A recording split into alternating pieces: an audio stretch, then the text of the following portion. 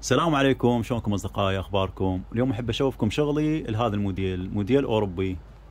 هذا الموديل نسميه موديل اوروبي، اللي هو القماش يصير سماعي مقلم ونطعمه بابيض. التطعيم يصير الياخه كلها كامله، ياخه كامله مع المسطره مع البزم. هاي البزمه، بالعراق نسمي هاي بزمه. واستخدمت الازرار، طبعا عذرون على الاصوات، بعد شارع دراجه تفوت، سياره تفوت.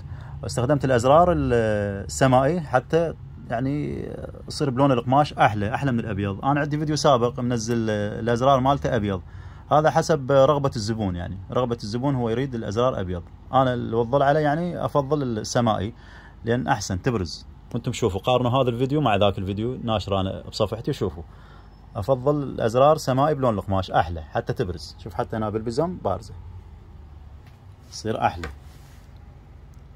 اذا ابيض احنا نقول تموت وياه.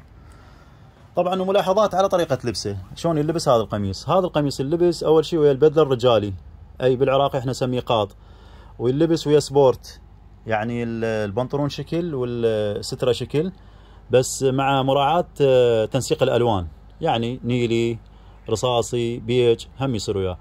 ويلبس ويا الجنز، بس ملاحظة الجنز ما يصير تلبسه وتلبس سترة وياه وتلبس وياه رباط، لا ما يصير، لا تلبسه هيجي يعني سبورت، يعني شلون طريقة السبورت، يعني هيك، يعني هيك تلبسه.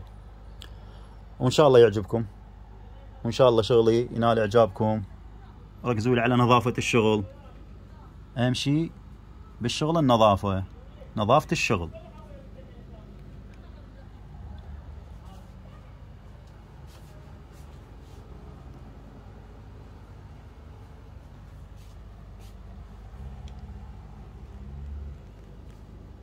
وتحياتي لكم، اخوكم اسعد بسارة الخياط.